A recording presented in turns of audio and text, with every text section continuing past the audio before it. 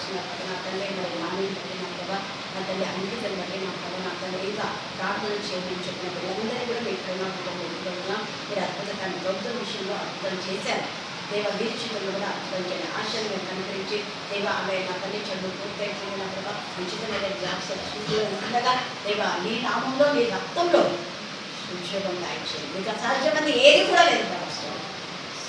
ఎక్కడ చెందిన ఒక్కొక్క బిడ్డలు మీ కన్నా బిడ్డలు ఎదుర్కొంటున్నారు. అది స్వాభావికమైన మూల కారణం. ఏసు నామం ఏసు రక్తం పరిశుద్ధ అగ్ని జ్వాలలు అందులో ప్రవర్తించినందుకు మేము స్తుతిస్తున్నాం. దైవాలందరూ ఇంకా జ్ఞానాత్మకతకి నానాటికి మీరు బలాభివృద్ధి పొందుతున్నారు. దోషగల దేవుని బిడ్డగా అనేకులకు సాక్షుల సాధనగా ఉండడానికి స్తోత్ర. వారి వంశీకులందరినీ దీవించారు కదా. కన్యకల కుటుంబీకులను అలాగే కుటుంబంలో ఉన్నటువంటి వారందరూ కూడా దేవ ఈశ్వరుడు ఆరోగ్య భవిష్యత్తు మంది కలిగించి ప్రాణమైన వేరకం బట్టి మేము సూచిస్తున్నాం. స్తోత్ర. మన పిల్లలు కూడా మీకు జ్ఞానాత్మకం చదువుని గర్భగల జీవించుకొని ఉంటారు. రామేశ్వరం స్వస్థపరిచిన ఎంత ప్రయాసతో ఆవిడ ప్రయాసం ఏంటి ఎప్పుడు ఎక్కడ వ్యర్థం కాదు కదా. స్తోత్ర. దేవ కనికరించండి, చేయండి. దాన్ని రోజు మరలా ఆఫీస్లో వచ్చేది నేను మహిపరచాలని మీరు రాయించింది. స్తోత్ర. అలాగే నా ప్రభానాన్ని ప్రతి బిడ్డని జ్ఞానాత్మకంగా మరియమ్మ మరి పిల్లలు మీరు జీవించుకుంటారు. స్తోత్ర. తమ కుటుంబానికి జ్ఞాపకం చేసుకుంటారు. శీలను బట్టి అంకితం బట్టి మనం శీలకు ఆహ్వానం రోజు అద్భుత కార్యం మీరు చేసుకున్నారు. మన పిల్లలకు రక్షణ ప్రయత్నం అంటున్నారు. దేవా నా ప్రభ మిమ్మల్ని మీరే మహిపరుచుకున్నారు. సాధారణకి అన్నీ లైకర్చండి. ఈరోజు మీరు మా తల్లి మీరు ప్రేరేపణ నడిపించి మీ జీవితం మాదిరిగా రెండంతల ఆశీర్వాదం 2 మెసేజ్లు విన్నారు. రెండంతల ఆశీర్వాదం దయచేస్తున్నందుకు నేను స్తుతిస్తూ నా దేశంలో ప్రార్థిస్తున్నాం తండ్రి. ఆమేన్. ఆమేన్. 1-5 నాయకర్త నీ మీదికి వచ్చుచున్నాడు. నీ దుర్గమునకు కావలి కాయుము, మార్గంలో కావలి కాయుండుము. నడుము బిగించుకొని బహుబలంగా ఎదిరించుము. దోచుకొని వారిని దోపుడు సొమ్ముగా పట్టుకొని నన్ను వారి ద్రాక్షవల్లులను నరికివేసినను. అతిశయస్పందముగా ఇశ్రాయేలులకు వలె యెహోవా యాకోబు సంతతికి మరల అతిశయస్పదముగా అనుగ్రహించును. ఆయన బలాఢ్యుడు, డాళ్ళు ఎరుపాయను, పరాక్రమశాలులు రక్తవర్ణపు వస్త్రములు ధరించుకొని ఉన్నారు. ఆయన సైన్యపు హార్పరిచి దినమున రథభూషణములు అగ్ని వలె మెరుగుచున్నవి. సరాల దూరము వలెనను దారుణమైన ఈటెలు ఆడుచున్నవి. వీధుల్లో రథములు ఎక్కి మిక్కిలి తొందరగా పోచున్నవి. రాజమార్గంలో రథములు ఒక దాని మీద నొక్కటి పడుచు పరిగెత్తుచున్నవి. అవి టీవిటి వలె కనబడుచున్నవి. మెరుపుల వలె అవి పరిగెత్తుచున్నవి. రాజు తన పరాక్రమశాలులను జ్ఞాపకం చేసుకొనగా వారు నడుచుచు పడిపోదురు. ప్రకారమును పరిగెత్తువచ్చు, మ్రాను సిద్ధపరచుదురు. దేవుడి వాక్యం దీవించి ఆశీర్వదించును గాక. ఆమేన్. ఆమేన్.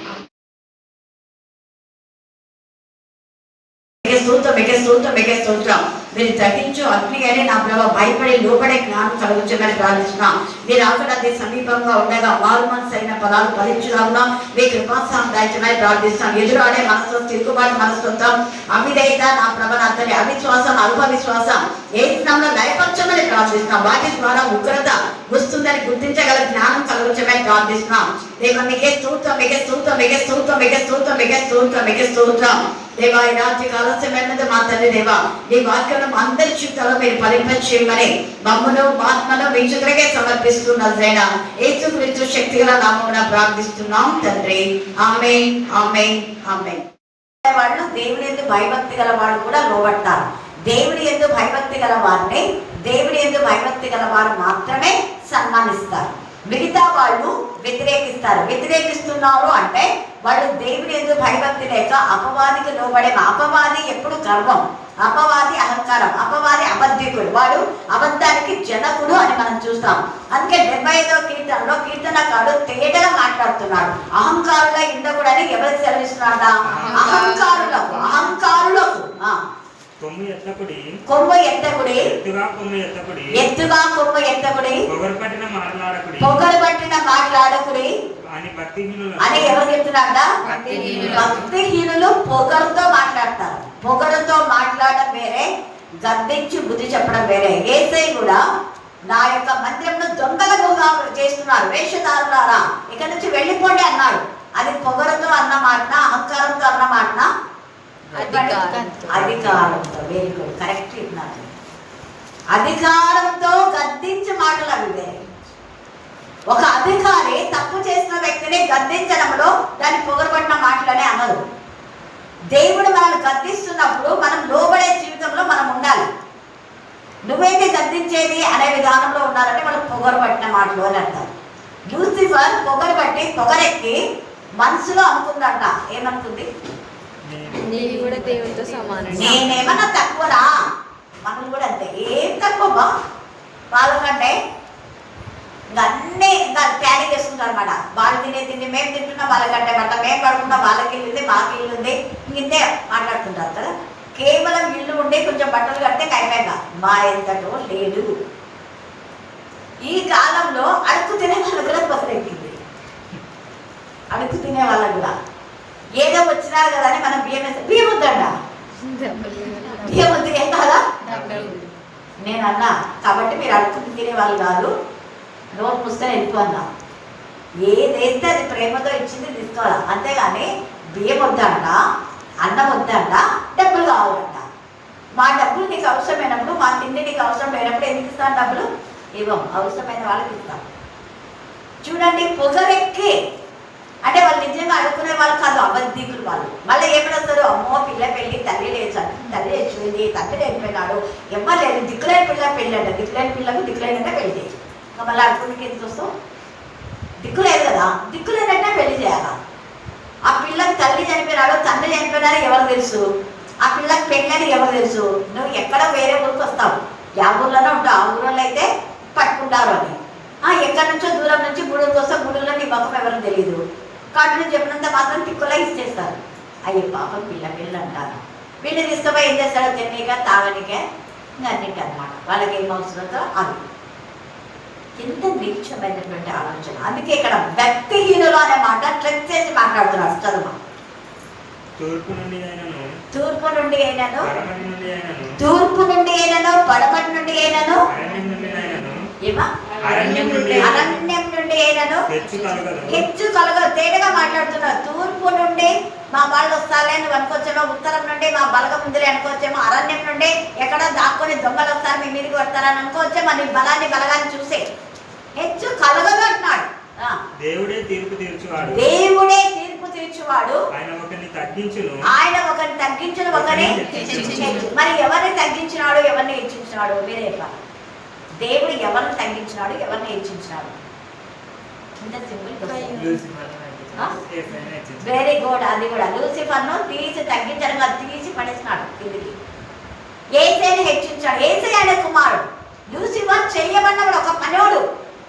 పనివాడు ఇష్టానుసారంగా మాట్లాడినాడు. దూత అంటే పనివాడే కదా, పనివాడు పనివాడిలాగానే ఉన్నాడు. ఎక్సాల్ చేస్తే తీసి నరకానికే మళ్ళా పక్కన కూడా కూర్చోబెట్టిలా. వీళ్ళు టేబుల్ మీద చేస్తే కింద కూర్చొని కూడా కాదు, ఆ నరకానికి. పెంట కుప్పలు, పెంట కుప్ప బీటలు దానికి అంతే.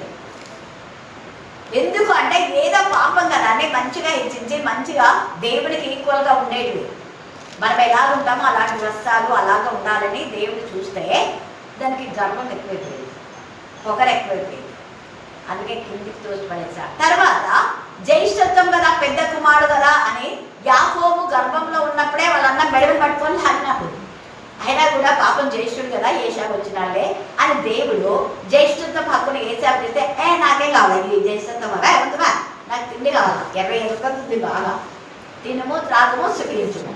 కళ్ళగూర పట్టకం చూస్తేనే, మాంసం మీద చూస్తేనే ఇంకా ప్రాంతానికి వెళ్ళిపోలే. అక్కడ చికెన్ బిర్యానీ దొరుకుతుంది, అడిగిపోదాం. ఆడ పట్టని ఇస్తారు, అడిగిపోదాం. ఈడ ఈ వాక్యం యొక్క రుచి తెలదు వాళ్ళ భక్తికి మీద. వాక్యం రుచి ఆ చికెన్ బిర్యానీ కంటే ఈ చికెన్ 65 శ్రేష్టము అనుకునే వాళ్ళు దేవుని సన్నిధిలో ఉంటారు. అలాగా అనుకున్నాడు. అందుకనే దేవుడు యాకోబును ప్రేమించాడు, ఏశావును ఏం చేశాడు? ద్వేషించాడు. ఎంత బాధ. అట్టడుగు తీసి పడేసినాడు. కానీ ఏసా పశ్చాత్తాపం అన్నాడు. మనలో తినడానికి తిండి లేకుండా కొందరు పశ్చాత్తాపం ఉండదు, క్షమాపణ ఉండదు, ఏముండదు. సాతాను చచ్చిపోయే వరకు కూడా, దాన్ని చచ్చిపోయింది ఆల్రెడీ, అయినా కూడా క్షమాపణ లేదు. ఇస్కరియోతు యూదా చచ్చే ముందన్న వచ్చి క్షమాపణ కొన్నాడా? లేదు. వాడి గురు వేసుకొని చస్తానని చస్తాను, కానీ నేను ఏసా దగ్గర క్షమాపణ ఎంత అటు చచ్చినా కూడా నేను అడగనమ్మా, తప్పు కదా, పోయి క్షమాపణ చెప్పుకొని అన్నారు. నేను చచ్చినా కూడా అడగను, సావనాన్ని చేస్తాను కానీ అడగను. ఎంత అందుకే అహంకారుల యుద్ధకుడని అహంకారులకు సెలవిస్తున్నాడు. నీకు అరణ్యం నుండి కాదు, తర్వాత ఇంకా తూర్పు నుండి పనుల నుండి కలగదు, దేవుడే నిన్ను హెచ్చించేవాడు. ఆయన ఒకరిని తగ్గించిన ఒకరిని హెచ్చించాడు.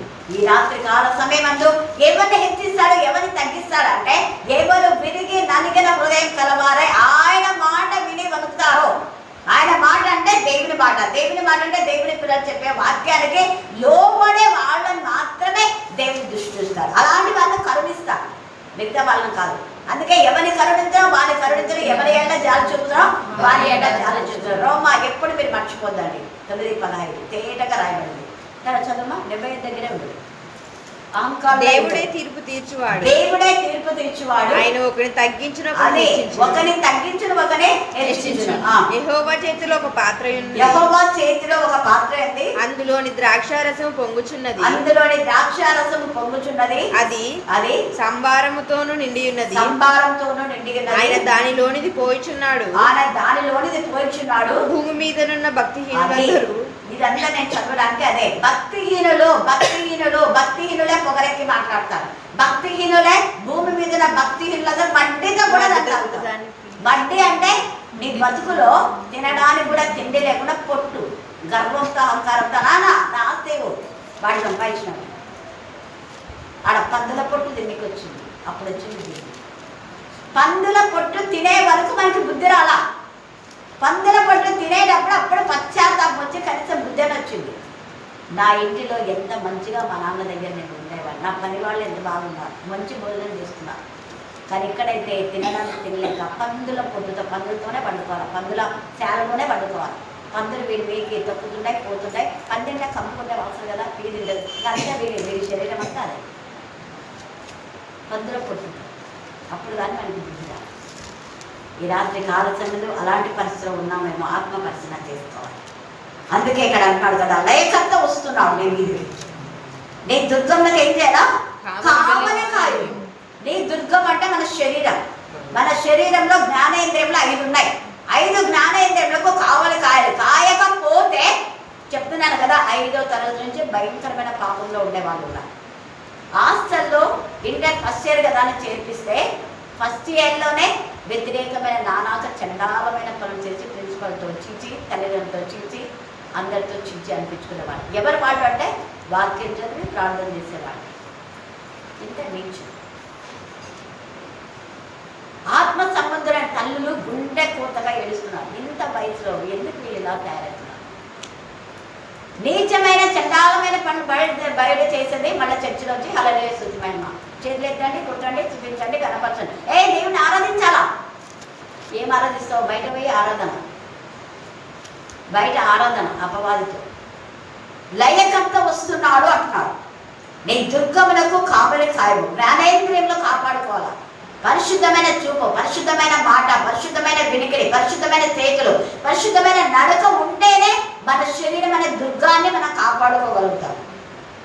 దుర్గము అంటే ఆత్మ కవచాన్ని మనం ధరించుకోవాలి. ఎఫెసీయులకు రాసిన పత్రిక 6వ అధ్యాయము 14 నుంచి మీరు చదవండి.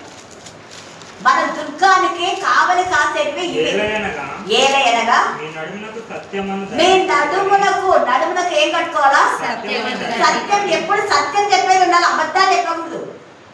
పలానా వాళ్ళు ఆడుంటారు, పోయి పిలిచిమంటే లేదు లేదు లేదు లేదు అంటే అబద్ధమా కాదా? తర్వాత వాళ్ళు వస్తారండి, తర్వాత వస్తారు, అప్పుడు సిగ్గు అవుతుంది. అబద్ధం ఆడు పెద్దోడు యెహోవాకు ముమ్మార అబద్ధాలు ఆడతాడు. ఒకసారి అంటే ఏదో తెలియక ముమ్మార అబద్ధాలు ఆడవాడు అబద్ధానికి జనకుడు. అంటే వాడు బతుకంతా అబద్ధమే, వాళ్ళ బతుకంతా అబద్ధమే. అందుకని అంటున్నాడు ఇక్కడ. చదువు. నీతి అను మైమరువు వేసుకోవాలి. సత్యం అనేది ఏంటంటే, సత్యం అంటే ఈ వాక్యమే. ఈ వాక్యము మన నరాల్లో, హీమోగ్లోబిన్ కణాల్లో ఉండాలి. మనకి ఎన్ని కణాలు ఉన్నాయి, అన్ని కణాల్లో ఈ వాక్యం యొక్క అక్షరాలు ఉండాలి. ఈ వాక్యం యొక్క మరి శక్తి ఉండాలి. ఈ వాక్యం యొక్క ప్రభావం ఉండాలి. ప్రతి పదాన్ని మనం చదవాలి, వినాలి, ధ్యానించాలి, అర్థం చేసుకోవాలి, ఆ ప్రకారం నడిచి అప్పుడు ప్రకటించాలి. అప్పుడు మనలో శక్తి వస్తుంది. అంటే మనము ఆహారం తినాలి అంటే మరి ఎంతగా ఆ యొక్క పంటను పండించాలి, గోధుమలను దుల్లగొట్టాలి, శుభ్రం చేయాలి, గోతంలో వేయాలి, గోతంలో ఉన్న వాటిని మళ్ళీ తిరగాల, మళ్ళీ వాళ్ళని బాలాలు చూసి పిండి చేయాలా, పిండిని నీళ్ళతో కలపాలి, ఒక ఆకారం చేయాలి, కాల్చాలి, మళ్ళీ కాల్చిన రొట్టెని అట్టే తినాం. చిన్న చిన్న ముక్కలు వేసుకున్నాక అప్పుడే రక్తం అవుతుందా? రాదు. మళ్ళీ నమ్మురాదు. నమిలి మింగిన తర్వాత మింగిన ఆహారము శరీరంలో కలిసి పిండి పదార్థంగా మారి అప్పుడు రక్తం వస్తుంది. అంతవరకు రక్తం కాదు. మరి వాక్యం కూడా అంతే. ఊకెట్లా విని అట్లా చదివి అడబడేసిపోతే నీకు ఎడ శక్తి వస్తుంది? రాదు. పాపం జయించలేవు. పాపము జయించాలి అంటే సత్యం అనే గట్టి వాక్యంతో మనల్ని 24 గంటలు వాక్యమే ఉండాలి. మనం 24 గంటలు వ్యర్థమైన మాటలే, అబద్ధాలే.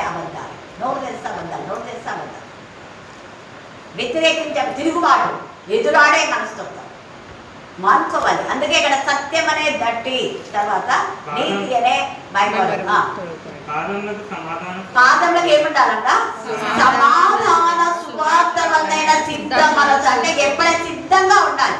సమయముందు అసమయందు వాక్యం ప్రకటించాలి. అందుకే నహూము 1వ అధ్యాయంలో ఏమని మాట్లాడాడు చూడండి. ఎంత చక్కగా పరిశుద్ధ ఆత్మదేవుడు 15వ వచనంలో చెప్పాడు. మధ్యాహ్నం వేళ చదవండి. సువార్త ప్రకటించుచు సమాధాన వర్తమానము చేయుమాని పాదములు పర్వతముల మీద కనబడుచున్నవి. ఎంత బాగా. ఇంకొక చోట సువార్త ప్రకటించే వారి పాదములు పర్వతంలో ఎంతో సుందరములై ఉన్నాయి. అంటే సువార్త ప్రకటించే వారి పాదంలో తండ్రిని, తల్లిని, అన్నదమ్ములు, అక్కజనులు అందరినీ విడిచిపెట్టి వాక్యం ప్రకటించడానికి వస్తే వాళ్ళకు నువ్వు లోబడకపోతే దేవుడు ఊరుకోడు. మోషే అందరిని విడిచిపెట్టి దేవుడి ప్రజల్లో ఏలాలని వస్తే మోషే పైన తిరుగుబాటు చేసిన మిరియాకు కుష్టి వచ్చింది. దేవుడితో అభిషేకం పొంది పరిశుద్ధాత్మగా నింపబడి తంబుర తీసుకొని వాళ్ళంతా నాట్యం చేసి నడిపిస్తూ ఉంది. ఆనందంతో గంతులు వేసుకున్నారు. అలాంటి సమయంలో మోషే దేవుడు ఏర్పాటు చేసుకున్న వాడు అని మర్చిపోయి అందరూ చావలసిన స్థితిలో మోషేని దేవుడు కాపాడినాడని తెలిసి కూడా, మోసే నత్తివాడైన మోషే మాట్లాడగలుగుతున్నాడు, ఇది దేవుడి యొక్క శక్తి అని తెలిసి కూడా, మోషే చేతిలో ఉన్న కర్ర పామైంది, పాము కర్రగా మారింది, ఫరో యొక్క 11 తెగులను పోగొట్టడానికి శక్తి ఉంది మోషే అని తెలుసు. ఇన్ని తెలిసి కూడా మిరియాం ఎంత ధైర్యంగా మోసే పైన పెద్ద గొప్ప తిట్టలే, దుర్మార్గం మాట్లాడలే, చెడ్డ మాట్లాడడంలో ఏం మోసే ఒక్కడైనా ఏర్పాటు చేసుకుని దేవుడు మనల్ని ఏర్పాటు చేసుకోలేదా? మనకు వాక్యం తెలియదా? మనకు ప్రార్థన తెలియదా? మనం బాధమా? మనం కూడా ఒకటే. ఏమబ్బా మోసే చెప్పినట్టు వినాలా? మనకుంటూ వ్యక్తిత్వం లేదా? మోసే కొమ్మంటే కొమ్మాలా, కూర్చోమంటే కూర్చోవాలా? మోసే ఆగమంటే ఆగాలా, తినమంటే తినాలా? ఏమందా అనుకుంటుంది. వెంటనే దేవునికి మోషేను చాటున అనుకున్న మోషేకు తెలియదు ఈ మాట. మనస్సులో చిన్నగా మాట్లాడుకుంటారు. చూస్తారు దేవుడు ఇంకా మాట్లాడుతున్నారు, ఇంకా ఏమేమి మాట్లాడుతున్నాడో తెలియదు. వెంటనే దేవుడు ఆ యొక్క మోషే దగ్గర, మోసే పై మిరియాన్ని అక్కడ పిలుచుకుందా ప్రత్యక్ష గుడారానికి. ప్రభా ఏంటి ప్రభా, నువ్వు పోయి పిలుచుకుందా ముందర. అప్పుడు ఏం మిరియా, నేను మోషేను ముఖాముఖిగా ఎరుగుతున్నాను. మోషేతో నేను దర్శనంలో మాట్లాడతా, మీతో మాట్లాడినా ఎప్పుడన్నా? ఏమ్మా ప్రియా, ఏమంతా గర్వంతో మాట్లాడుతున్నావు? ఏదో పాపం కదా అని నాట్యం చేస్తూ పాడుతుంటే పోండే పెద్దది పాపం మోషేని కాపాడింది అక్క. నేను నువ్వుకుంటే మళ్ళీ ఏమి తెచ్చుకుంటున్నావు చాలా అంటుంటేనే కుష్టు వ్యాధి వచ్చింది. నీ కుష్టు రావాలని చెప్పలా దేవుడు. కేవలం మోషే నేను ఏర్పాటు చేసుకున్న వారి పైన నువ్వేది హెచ్చించి మాట్లాడేది. అప్పుడు ఏం ప్రభావ నేను ఒక చెడ్డ మాట కూడా అనలా, ఏమన్నా కదా ప్రభావ, నేను ఊరికే మా తమ్ముడు నేను మనం కూడా వాక్యం చెప్తాం కదా, అది కూడా తప్పేనా ప్రభా? అవును తప్పే. వాళ్ళ సొంతం అక్క ఆత్మీయంగా ఉండి అందరు నడిపిస్తుంది. దేవుడు ఓర్చుకోలేకపోయినాడు. ఊర్షం వల్ల ఆయనను ఏర్పాటు చేసుకున్న వాళ్ళను మనస్సులో అనుకున్నా కూడా తీర్చిన పడలేదు. ఇంకా ఆ తర్వాత మిరియాం ఎక్కడ బ్లెస్సెడ్ అయినట్లేదు, ఎక్కడ నాట్యం చేయలే, ఇక్కడ పాట పాట వెనకాలనే ముందుండింది. అప్పుడు వెనకాలకు అపవాదిని అప్పుడు పడే కింది పడ ఫస్ట్ కొంచెం భూమి మీద పడ, భూమి మీద పాత్రలు కదా లైకత్వం వస్తున్నాడు. జాగ్రత్త, మీ దుర్గంని సరి చేసుకోండి. సత్యం అనేదట్టి నీతి అనే సమాధానం విడిచోడు జరుపుకొని ఇంకా చదువు. ఆత్మ కవచమును ధరించుకోవాలా. ఆత్మ కవచము అంటే పరిశుద్ధాత్మ. ఇవన్నీ కాక విశ్వాసం అనే డాలు పట్టుకున్నది, దానితో మీరు దుష్టుని అగ్నిబాణములన్నిటిని ఆర్పుటకు శక్తిమంతులవుదురు. మరియు రక్షణ అనే శిరస్త్రాణమును దేవుని వాక్యమనే ఇది మెయిన్గా ఉండాలి. రక్షణ అనే శిరస్త్రాణము వాక్య ఖడ్గం ఉండాలి. రక్షణ అంటే శిరస్సుకు శిరస్త్రాణం ఉంటేనే బైక్ మీద పోయే వాళ్ళు కొంతైనా సేఫ్లో ఉంటారు. అందుకనే అది లేకపోతే, హెల్మెట్ లేకుంటే ఏం చేస్తున్నారు? ఫైన్ వేస్తున్నారు. మన కోసమే కదా ఫైన్ వేస్తుంది. నాకు హెల్మెట్ లేకపోతే నీకేమి, నా తల పలితే నీకేమి అంటున్నారా? అంటే మళ్ళీ తల పలుకుతారు. అది రూల్, అది నీకేం కాదు. పొరపాటున ఎవడైనా నేను తగ్గితే వాని మీద మళ్ళీ నువ్వే వేస్తావు. నీ తప్పు లేకపోయినా నీ తల గాయమైతే అవతల వాని మీద నువ్వు నేరాల పని చేస్తావు. అందుకనే హెల్మెట్ పెట్టుకునే ఇతరులకు నువ్వు ఆటంకకరంగా ఉండకుండా. నువ్వు ఒకటి పడితే నీకు ఒక్కడికే ఉండవు. అలా పోదివ్వమంటూ మీ కుటుంబం అంతా వస్తుంది. ఛార్జీలు, తిండి, ఆకృతలు ఉన్నంత వరకు ఇదంతా ఏమనుకున్నావు? నీ ఒక్కడితోనే అయిపోతుందా? ఒక్కడే బాగా చూసుకుంటావా? లేదు కదా. వాళ్ళ పండ వెంటనే సెల్ ఫోన్ చేసి కాల్ చేస్తావు. అక్కడికి ముందరేమో విర్రవీగుతావు. హెల్మెట్ పెట్టుకుంటే ఏమి, పెట్టకపోతే ఏమి అని పన్నాక వాళ్ళందరికీ అమ్మో నొప్పి అమ్మా తొందరరా ఇక్కడ పన్నాము అంటే అమ్మకది వస్తుంది. అమ్మకాడ పైకి ఎత్తి పడితే దీర్ఘా తీసుకుంటాం. ఓ అమ్మ నా కొడుకు యాక్సిడెంట్ అయిందంట, తల పగిలిందంట, ఓ దేవుడా ఇంకా దేవుడు. అప్పుడు దేవుడు మనకు వస్తాడు. దీర్ఘాలు తీసుకుంటా అందరిని తీస్తాడు. వద్దు అలాంటి పని. రక్షణ శిరస్త్రాణం ఖచ్చితంగా ఉండాలి. లేకపోతే అపవాది మనకు శోధిస్తాడు. రక్షణ శిరం తలం, అందుకే ఐఎంటి అంటాం. తలకి ఏది తగినా కూడా ప్రమాదమే. అందుకే చూపు సరిగా ఉండాలి, వినికిడి సరిగా ఉండాలి పరిశుద్ధంగా. మన నాలుక అబద్ధం చెప్పకూడదు. అబద్ధాలు వెంటే అబద్ధాలు. అది నీ జీవితానికి, నీ కుటుంబానికి క్షేమం కాదు. కాబట్టి ఈ రాత్రి కాల సమయంలో లైకత్వం వస్తున్నాడు. మన దుర్గంలను కాపాడు. మన దుర్గాలంటే చూపు. నీ చూపు సరిగా ఉంటే నీ దేహం అంతా తేలిగా ఉంటుంది.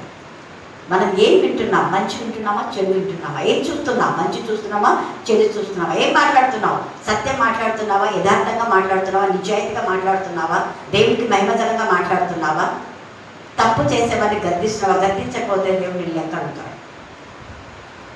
ఇవన్నీ మన దుర్గాలు కాపాడుకోవడానికి దేవుడు ఇచ్చినటువంటి ఆయుధాలు. ఆత్మ కవచాన్ని ధరించుకొని మనం ఉంటే అప్పుడు అపవాది పైన మనకు విజయాన్ని దేవుడు ఇస్తాడు. మనం పోరాడున్నది శరీరం కాదు. ఎవరితో? అంధకార సంబంధమగు లోక నామతులైన అపవాది వాళ్ళలోకి ప్రవేశించి వాళ్ళతోనే అబద్ధం చెప్పిస్తాడు. నీకు కోపం రానిగా, నేను బాధ పెట్టినగా, నువ్వు వాక్యం చెప్పకుండా, నువ్వు ప్రార్థన చేయకుండా, నేను చెడగొట్టిక వాడిని పావుగా వాడుకుంటాడు.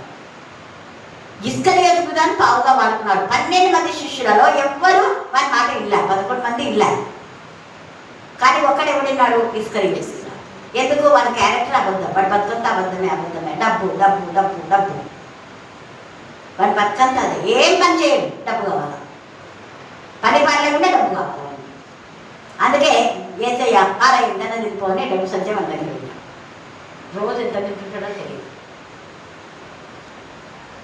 తినేది రోగాలు తెచ్చుకున్నాడు. వద్దు అట్లాంటివి.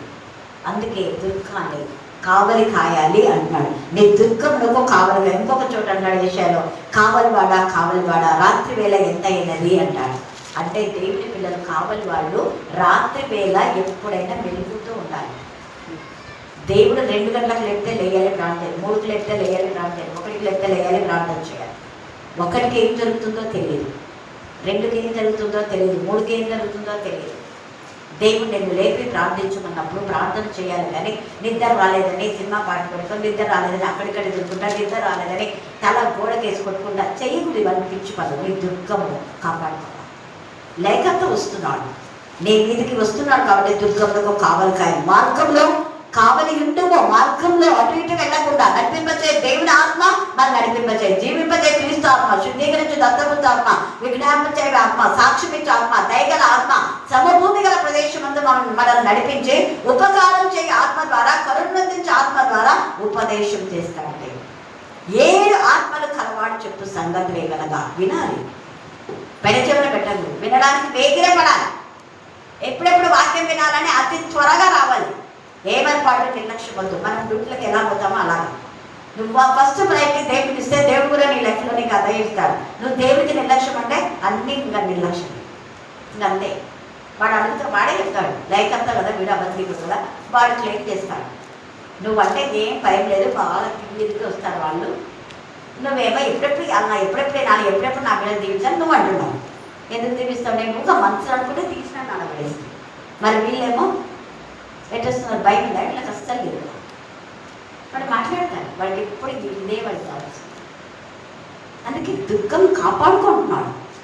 తర్వాత నడుము బిగించుకొని అంటే ఇప్పుడే సత్యం అనేది అంటే బహు బలముగా ఎదిరించుము ఎవరిని? అపవారిని. దోచుకొని వారు వారిని దోపుడు సొమ్ముగా పట్టుకొని పోవును. వారి ద్రాక్ష వల్లులను నరికి వేసినను అతిశయాస్పదంగా ఇశ్రాయేలీయులకు వలె యెహోవా యాకోబు సంతతికి మరలా అతిశయాస్పదంగా అనుగ్రహించును. నువ్వెన్ని చేసినా కుయుక్తులు చెల్లించు, దేవుడు తన బిడ్డలు కావాల్సింది తనకి ఇస్తాడు. హల్లెలూయా, హల్లెలూయా, హల్లెలూయా. అసలు ఎంత గొప్ప దేవుడు అంటే నిజంగా నాకైతే ప్రతి చిన్న విషయంలో నేను దేవుడి పైన అసలు దేవుడు ఎంత ప్రేమ నా దేవాన్ని అనుకుంటాను. మధ్యాహ్నం అంటే 11:30 ఆ టైంలో ఒకడు పండ్లు అంటున్నాడు. అంటే అవి టమాటా పండ్లు తినటంలో కలిగడ పండ్లు అనేది బాగా వినపడుతుంది. ఏ పండ్లైతే కావాలి నాకు అని నేను 3 times 3 సార్లు విన్నా. 3 సార్లు చెప్పిన పాప పండ్ల వాడుస్తున్నాడు పిలువ అంటే లేడు వెళ్ళకపోయినాడు. 3 times లేడు వెళ్ళకపోయినా. లేదు వాడు ఇక్కడే ఉన్నాడు నాకు తెలుసు, పిలువ అంటే పిలువలే పాప. సరే నువ్వు ఇంటికి వెళ్ళిపోని అక్కడ నేను పిలవమని బయట వచ్చి చెప్పినాను కదా, నేను వచ్చి చూసిన ఒకవేళ ఉంటాడేమో. ఆ చిన్న పిల్లోడు విన్నాడు, వాడు పోయి తీసుకొచ్చినాడు. తర్వాత మేడం ఏమంటే పండ్లోడు వచ్చినాడు మేడం అన్నాడు. ఏమి పండు అంటే కలింగడి ట్యాంక్ వాడతో నేను వెంటనే 50 రూపీస్ తీసుకున్నా. ఎంతనో తెలియదు నాకు. ఏమి ఇవ్వాలి మేడం అంటే ఎంత వస్తే అన్నీ తీసుకురా 50 రూపాయలు అని చెప్పినా. నేను టమాటో వస్తే కూడా ఉంటే కూడా టమాటో కూడా కావాలా అన్నా. ఇంకా అనేది 50 రూపాయలు వచ్చి ఆడిపోయినాడు. తర్వాత రోజు మనం ఏం చేసింది, నేను అసలు చెప్పలా పెట్టలా కలగడ పడి తీసుకొని వచ్చింది. చూడండి, అంటే నేను కావాలనుకున్నది నేను డబ్బులు పెట్టకపోయినా దేవుడు నేను డబ్బులు పెట్టి కావాలనుకుంటే లేవన్నా అబద్ధాలు. 3 times, ఒక్కసారి కాదు 3 times. నాకు ఎందుకంటే ఖచ్చితంగా ఇక్కడికి పోయినాడు ఇటువైపు పోతాడని నాకు తెలుసు. అక్కడ ఎవరో కొంటుంటారు, లేట్ అయినా వస్తుంది. ఒకసారి అట్లా పోయి చూడంటే చూడలేదు. సర్లే వచ్చినప్పుడు అని చెప్పంటే సరే పోనీ ఇంకా లిందేమని ఊరుకున్నా. నేను ఒక ఇంట్లో ఉంటే చూడండి, అంటే నాకు కావాలనుకునే ఎంత ప్రేమ దేవా నువ్వు అనుకున్నా.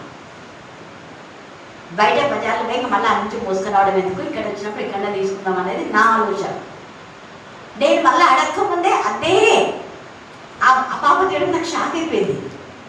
నేను ఇంకా కావాలనుకుంటే దేవుడు నేను డబ్బులు పెట్టుకుంటా వచ్చిందని వద్దమ్మా నేను తీసుకున్నా, నువ్వే ఇంటికి తీసుకోమని మళ్ళీ ఇంటికి చూడవచ్చు. రోజు మనకి తీసుకొని వచ్చింది మళ్ళీ ఇంటికి చూడవచ్చు. అంటే ఇది చిన్నది నేను ఎందుకు చెప్తున్నా అంటే మనం దేవుని నుండి భయభక్తి కలిగి కావాలనుకున్నప్పుడు ఎవ్వరు మనకి ఇవ్వకపోయినా దేవుడు మనకి ఇస్తాడు అన్నది ప్రూఫ్గా చెప్తున్నాను. హల్లెలూయా, హల్లెలూయా, హల్లెలూయా. చాలా సార్లు చపాతీ చెయ్యాలి అనుకుంటాను, సువర్ణక తెచ్చింది. ఒక జస్ట్ ఇంకా కలుపుదాం పిండి అనుకుంటేనే అక్కడ అది నన్ను ఎవరో ఒకరు ఎంత ప్రేమ దేవ అసలు ఎట్లా. నాకైతే ఒకసారి ఆశ్చర్యం అయిపోయింది. తల్లి కూడా చేయదు పని అని అనుకుంటా. నేను అంటే మా అమ్మ కూడా చేయదు కదా, నువ్వు అమ్మ కంటే అమ్మ నువ్వు. నేను ఊక అనుకున్నా చపాతీ చేద్దామని. నేను పిండి విత్తకుండా, నేను కాల్చకుండా, నేను కష్టపడకుండా నాకు మళ్ళీ ఇచ్చిన. నేను ఏదో ఒకటి చేసుకుని తిందామని అనుకుంటే మళ్ళీ 2-3 తెచ్చింటాడు. నేను అడిగిన దానికంటే ఊగిన దానికంటే అంటే ఇంత ప్రేమ గల తండ్రి అనుకున్నప్పుడు మన అతిశయాస్పదం. అందుకే అంటున్నాడు చూడండి, యాకోబు దేవుని పైన ఆధారపడినాడు కాబట్టి ఇక్కడ ఏమంటున్నా అంటే యాకోబు సంతతికి మరలా అతిశయాస్పదముగా అనుగ్రహించును. కారణం పశ్చాత్తాపడినాడు యాకోబు. మొదట ఏమి లేని విధానంలో ఉన్నాడు, భయంతో అలజడితో కలవతో ఉన్నాడు. ఇప్పుడు అన్ని దేవుని సమకూరుస్తున్నాడు. అందుకనే చూడండి, ఇక దేవుని పైన ఆధారపడినాడు యాకోబు. తన బలగాన్ని పని వాళ్ళందరూ పంపించారు. అరే పనుల్లో నాకు తోడుగా ఉండండి రా, ఎవరన్నా వస్తే మా మామ వస్తే వాళ్ళు వస్తే వీళ్ళు వస్తే మీరు యుద్ధం చేద్దరు అని పెట్టుకున్నారా? ఏమీ లేదు. చాలా మంది పనివాళ్ళు ఉన్నారు. భార్యలు అందరూ పంపించారు, ఒక్కడి మిగిలిపోయినాడు. ఒక్కడు ఎందుకు మిగిలిపోయాడు? దేవన్ నువ్వు నాకుంటే చాలు అంటున్నాడు. నాకేమది ప్రభావం, నువ్వు ఉంటే చాలు, నువ్వు ఉంటే నాకు అన్నీ ఉన్నట్టే. అందుకే దేవుడు అన్ని ఆశీర్వాదాలు ఇచ్చి ఇప్పుడు అంటున్నాడు కదా, యాకోబు సంతతికి మరలా అతిశయాత్మకము అనుగ్రహించును. ఆయన బలాజ్యుల డాళ్ళని ఏం చేశాడట? ఎరుపాయలు పరాక్రమశాలులు రక్తవర్ణపు వస్త్రములు ధరించుకొని, గుర్తుపెట్టుకోండి, పరాక్రమశాలులు ఎరుపు వస్త్రాలు ఎందుకు ధరిస్తారంటే ఇందుకే సోల్జర్స్ ఎక్కువగా అంటే రాజకుమారులు కానివ్వండి లేకపోతే యుద్ధ వీరులు ఎర్రటి వస్త్రాలే ధరిస్తారు. అందుకే యేసై కూడా ఏంటి నువ్వు ఎర్రటి వస్త్రాలు వేసుకున్నావు ఎందుకు అంటే, నువ్వు ఆ యొక్క రక్తవర్ణం వస్త్రాలు వేసుకున్నావు ఎందుకంటే, అవును నా యొక్క వస్త్రాలు ఎర్రగా ఉన్నాయి, నేను ఒక్కనే గానుగను తొక్కాను. 63వ యెషయాలో ఉంటాడు. రక్తవర్ణము వస్త్రం ధరించుకొని వస్త్రాల నుంచి వచ్చి ఇతడెవరు శోభిత సైన్య సమగ్రీకరణ ఇతడెవరు అనే అక్కడ వర్ణన ఉంది. కాబట్టి రక్తవర్ణము అనేది అది విజయానికి కూడా సూచన, అది తర్వాత పౌరుషానికి, తర్వాత పరాక్రమానికి అది గుర్తు. అందుకనే రక్తవర్ణపు వస్త్రములు ధరించుకొని ఉన్నారు. ఆయన సైన్యము వ్యూహపరిచిన దినమున రథభూషణములు అగ్ని వలె మెరిచున్నవి, సరళ దారుమయమైన ఈటలు ఆడుచున్నవి, వీధులలో రథములు మెక్కిలే తొందరగా మెక్కిలే తొందరగా. దేవుని సన్నిధి వచ్చినప్పుడు మనం కూడా తొందరగా రా. మిగతా విషయంలో ఆలస్యమైన, దేవుని విషయంలో ఎప్పుడు ఆలస్యం చేయకూడదు. మనం చేసుకున్న మొక్కుబడి ప్రార్థన, దేవుని నేను ఈ సమయానికి వస్తాంటే రావాలి, ఈ ప్రతి వారం వస్తాంటే రావాలి, ప్రతి దినం వస్తాంటే రావాలి, ఎంతకు వస్తామో అంతకు, ప్రతిరోజు నేను ఇంత వాక్యం చదువుతుంటే చదవాలి, ఇంత సమయం నీకు ఇష్టపడమంటే ఇవ్వాలి. ఏది వెనకపోకూడదు దేవుని విషయం. రోషం గల దేవుడు ఆయన, కానీ లయకర్త మన చేయకుండా చేస్తాడు కాబట్టి వాని క్రియలు లయపరచాలి. మనం జకర్యా 1వ అధ్యాయం 18 నుంచి 21 దాకా చదవాలి. జకర్యా 1:18-21. అప్పుడు నేను తేరి చూడగా 4 కొమ్ములు కనబడెను. 4 కొమ్ములు కనబడెను. ఇవి ఏమిటని నేను నాతో మాట్లాడుచున్న దూతను అడుగగా అతడు ఇవి యూదా వారి ఇశ్రాయేలు వారి, చూడండి, ఇశ్రాయేలు వారి యెరూషలేము నివాసులను చెదరగొట్టిన కొమ్ములంట. Thank God. ఇక్కడ కొమ్ము ఎత్తండి అంటాడు, ఇక్కడ కొమ్ము ఊదే అంటాడు, అక్కడ కొమ్ము ఊదొద్దండి అంటాడు. ఎవరిని అహంకారం. కొమ్ము ఎవరు ఎత్తాలి? దేవుని పిల్లలు ఎత్తి వాకానాలు చదవమా. భక్తిహీనుల కొమ్ములన్నింటినీ నేను విరగొట్టేదను, నీతిమంతుల కొమ్ములు హెచ్చింపబడెను. Thank God. God bless you Akhil. నేను అది మర్చిపోయిన చెప్దామని దేవుడు ఆ బిడ్డతో ప్రేరేపణ కలిగి అవి వచ్చిన మర్చిపోయి నేను ఇంక అంతవరకు చదువుకుంటున్నాను. కొమ్ము ఎత్తాలి, ఎవరు ఎత్తాలో వాళ్ళు ఎత్తాలి, దేవుడే ఎత్తిపిస్తాడు. నీతిమంతుల కొమ్ములను ఆయన ఎత్తిపిస్తాడట.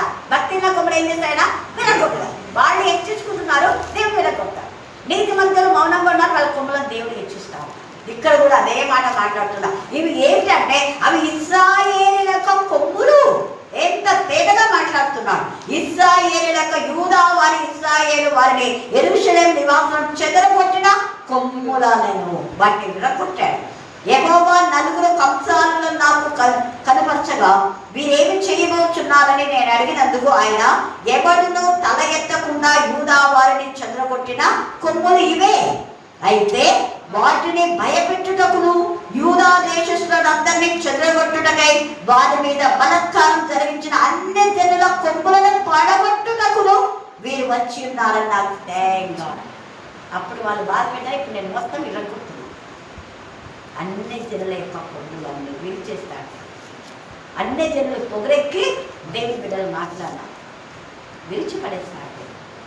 అందుకని ఇక్కడ ఈ మాట మాట్లాడుతున్నాడు. 20 దాకా తేటగా ఉంది. అక్కడ మనం చూస్తే కీర్తన 93:5 చదవండి. కీర్తన 93:5.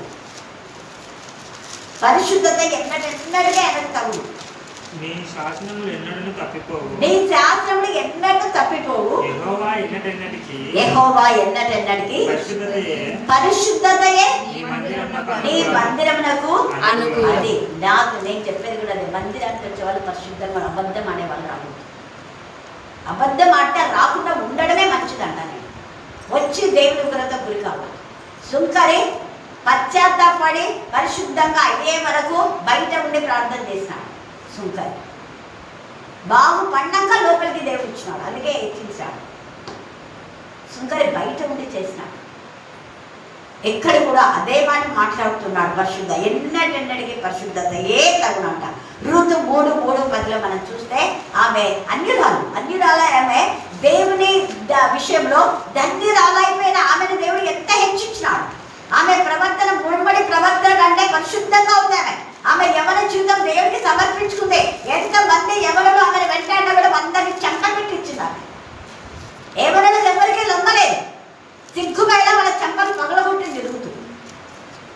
అందుకనే నీ ఎంతమంది యవనస్తులను వెంబడింపక నీ మునుపటి ప్రవర్తన కంటే ఇప్పుడు ప్రవర్తన చాలా మరీ ఎక్కువైందంట. ఈ రాత్రి చాలా సమయం మునుపటి కంటే పోయిన సంవత్సరం 2025 కంటే మీరు ఇప్పుడు బాగా వాక్యం నేర్చుకుంటారు, బాగా పాడుతున్నారు, బాగా వాక్యం చెప్తున్నారు అని అనిపించుకోవాలి. అలాగనే ఇందిర ఈ సంవత్సరం నిర్ణయం తీసుకుంది. ఈరోజు ఎంత చక్కగా వాక్యం చెప్పింది కదా. సలోమి కూడా ఇంతకుముందు చాలా ప్రాణం చేపించిన, కానీ ఈరోజు చేసినట్టు చేయలేదు. కారణం ఒక్కటే, నేను రోజు గర్జిస్తుంటే గర్జించడానికి లోబడి బాగా వస్తుంది. వాక్యం కూడా చదువుతుంది.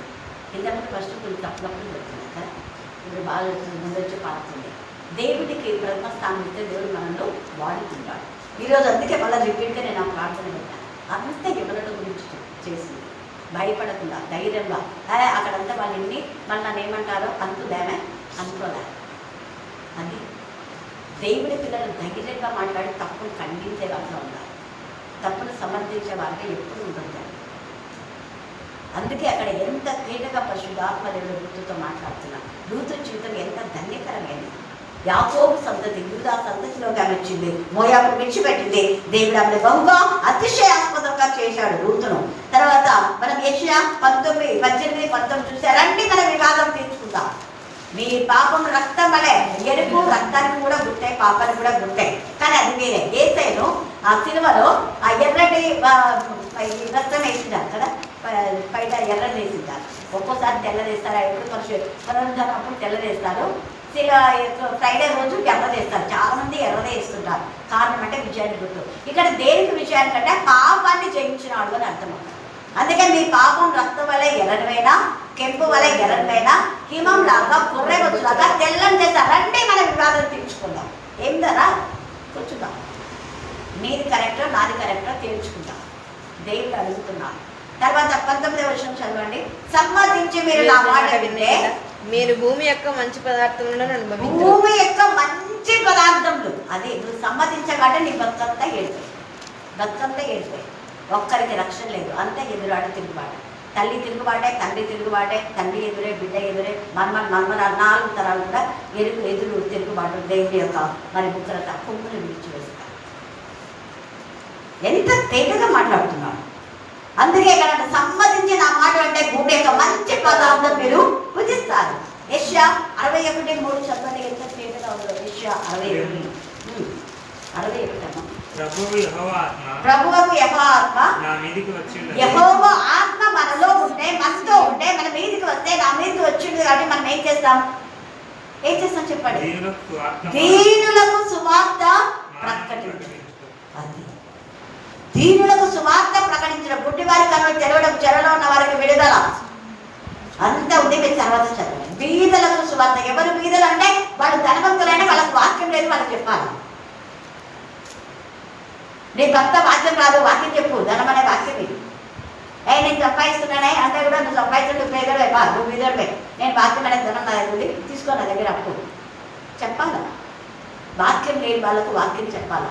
గుడ్డివాడు నీకు కట్టున్నాయి కానీ వాక్యం చదువు, నేను చదివిపిస్తున్నాను కట్టి చదవాలి.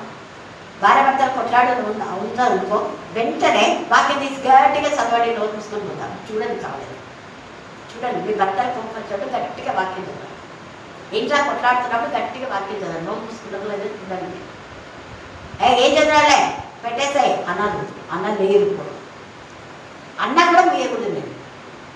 నేను కాదు మీయాల్సిందే, నువ్వు మూసుకో ఫస్ట్ అని చెప్పాను. అందుకే వివాదం తీర్చుకుందామని అంటున్నాడు. ఎంత తేటగా మాట్లాడుతున్నాడు పరిశుద్ధాత్మదేవుడు. తర్వాత ప్రకటన 7:14-17 దాకా చూస్తే దేవుని యందు భయభక్తుల వంశములు అక్కడ ఆశీర్వదించబడతాయి. కాబట్టి ఈ రాత్రి కాల సమయమందు దేవునికి మహిమకరంగా దేవునిలో ఆనందించి గంతులు వేస్తాం. లైకంతు వస్తున్నాడు. జాగ్రత్తగా మన యొక్క జీవితాలు మనం సరి చేసుకుందాం. రాజు మనం ఇదంతా ఇంకా చాలా పెద్దగా ఉంది. 4 నుంచి మళ్ళీ ధ్యానించుకుందాం. దేవుడు ఈ వాక్య భాగం దీవించి ఆశీర్వదించుగాక. ఆమేన్, ఆమేన్, ఆమేన్. చివరి ప్రార్థన. రెక్కల నీడలు మమ్మల్ని భద్రపరుచుకున్నాను నాయన, కొందనాలు స్తోత్రాలు చెల్లిస్తున్నాం ప్రభా. ఎంత ప్రభా, గర్జించు సింహం వల్ల నీ వాక్యం ప్రభా ఈరోజు వినిపింపబడింది దేవాన్ని, కొందనాలు స్తోత్రాలు చెల్లిస్తున్నాం ప్రభా. అహంకారమైన కొమ్మలు మీరు విరగొట్టమని ప్రార్థిస్తున్నాం నాయన, నీ కొందనాలు. నీతి అనే మా కొమ్మలు మీరు ఎత్తుమని ప్రార్థిస్తున్నాం. తండ్రి మమ్మల్ని ధన్యులుగాని సన్నిధికి తీసుకొచ్చారు ప్రభా, నీ కొందనాలు స్తోత్రాలు చెల్లిస్తున్నాం. వినటం మటుకు కాదు ప్రభా, విని ఆచరించి వివరించి పంచిపెట్టడానికి కూడా నీ సెలవు దయచేయండి దేవాన్ని, కొందనాలు స్తోత్రాలు చెల్లిస్తున్నాం నేను. నీ సన్నిధికి వచ్చి బాగుపడటానికి తండ్రి, నీ సన్నిధికి వచ్చి మా వివాదం తీర్చుకోవడానికి నీ సెలవు దయచేయండి నాయన, నీ కొందనాలు ప్రభా. వచ్చి ఒక్కరిద్దరు ముగ్గురైన ప్రభా శ్రేష్టమైన వారుగా ఉండటానికి నీ కృపను దయచేయండి దేవా, నీ కొందనాలు ప్రభా. 99 మీరు వదిలి ఒక్క వాటి కోసం మీరు వెళ్ళారేసే నీ కొందనాలు స్తోత్రాలు చెల్లిస్తున్నాం ప్రభా. తల్లి కంటను తండ్రి కంటను ప్రభా, లోకస్తులందరికంటను ప్రభా నిన్న ఆయన నీ ప్రేమను బట్టి నీకు వందనాలు నాయన. స్తోత్రాలు చెల్లిస్తున్నాం ప్రభా. అలనాడు ప్రభా ఎస్ఏ చేసుకోకుండా ప్రభా ఎస్ఏ మీరు ఏ విధంగా పోషించారు నాయన, నీకు వందనాలు స్తోత్రాలు చెల్లిస్తున్నాం ప్రభా. మేము అడగాలి కానీ నీ అందు భయము భక్తి కలిగి మేము ఉండాలి కానీ ప్రభా మీరు ఏ మేలు మీరు దాచి ఉంచారు ప్రభా, నీకు వందనాలు స్తోత్రాలు చెల్లిస్తున్న నీ వాక్యంలో సెలవించినట్టుగా నాయన ప్రభా ఎస్ఏ ప్రభా నీ అందు భయభక్తులు గల వారికి నేను ఏ మేలు చేయక మానని సెలవిచ్చావు నాయన. ఎన్ని వాక్యాలు ఇచ్చావు ప్రభా, ఎన్ని తండ్రి వేసే మా త్రువలు మీరు సిద్ధపరిచావు దేవా. ఎంతమందిని మీరు తండ్రి నాయకులుగా నియమించారు ప్రభా, ఎంతమందిని ప్రభా మా కోసం ప్రభా సేవకులు నిలువబెట్టారు దేవా, నీకు వందనాలు స్తోత్రాలు చెల్లిస్తున్నాం నాయన. వ్యర్థమైన తండ్రి బోధకులను తండ్రి మీరు విరగొట్టమని ప్రార్థిస్తున్నాం నాయన, నీకు వందనాలు స్తోత్రాలు చెల్లిస్తున్నాం ప్రభా. నీ యొక్క సేవను వ్యాపారంగా ఆచరించేటువంటి బిడ్డలు మీరు జ్ఞాపకం చేసుకొని తండ్రి మన్నించి క్షమించి తండ్రి బుద్ధి చెప్పమని ప్రార్థిస్తున్నాం నాయన, నీకు వందనాలు ప్రభా. ఏసా టీచర్ని నానాటికి బలాభివృద్ధిని అందుచు తండ్రి ఏసా ప్రయాణం చేయడానికి సెలవు దయచేయండి దేవా, నీకు వందనాలు స్తోత్రాలు చెల్లిస్తున్నాం ప్రభా. ఏసా ఇంకా మరి ఎక్కువ మీరు వాక్యంలో వాడుకోనండి దేవా, నీకు వందనాలు స్తోత్రాలు చెల్లిస్తున్నాం ప్రభా. ఏసా మీరు హెచ్చించే దేవుడు నాయన, నేను మహింపరచవాన్ని మీరు కూడా మీరు మహింపరుస్తానన్నావు దేవా, నీకు వందనాలు ప్రభా. ఎన్ని వాక్యాలు ప్రభా ఈ వయసులో ప్రభా తండ్రి మందం తండ్రి వేస్తే తండ్రి మహిమర్పు వస్తుంది ప్రభా, కానీ మీరు ఎంత తండ్రి ఎవరు పాప దయచేస్తుంది టీచర్కి ప్రభా నీకే